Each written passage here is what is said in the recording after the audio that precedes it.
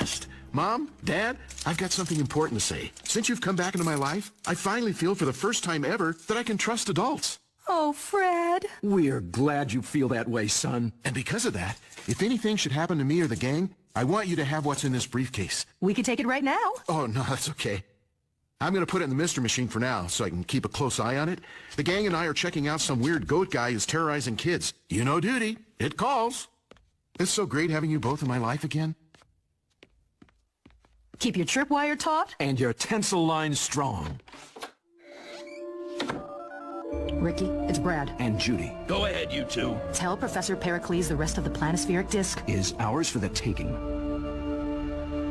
Something's been bugging me about our little underwater escapade. There's a lot about that adventure I wish we could forget. Amen to that. But the weirdest part of all was what the late Abigail Gluck whispered. Like I'll say, a crazy mummified corpse whispering Nibiru is creepy times 10. It gets creepier. I googled it and found a lot. Namely this. Nibiru is a planet listed in the writings of Zechariah Sitchin, particularly his book The 12th Planet. According to Sitchin's interpretation of Babylonian religious texts, a giant planet called Nibiru passes by Earth every 3,600 years and allows its sentient inhabitants to interact with humanity. These beings, which Sitchin identified with the Anunnaki of Sumerian myth, would become humanity's first gods. My favorite internet encyclopedia says there's supposed to be a collision.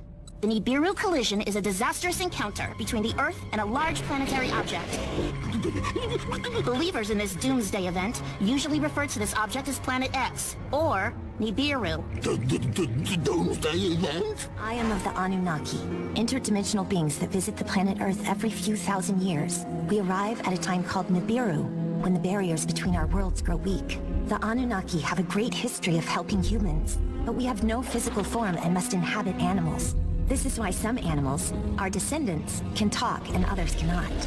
But not all Anunnaki are kind and good.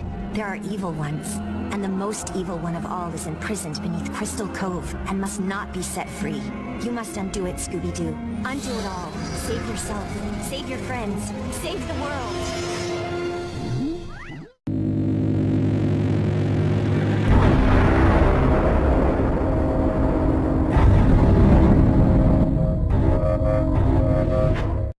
Yeah, what's in the... Briefcase. Glad you asked. Mom, Dad, I've got something important to say. Since you've come back into my life, I finally feel for the first time ever that I can trust adults.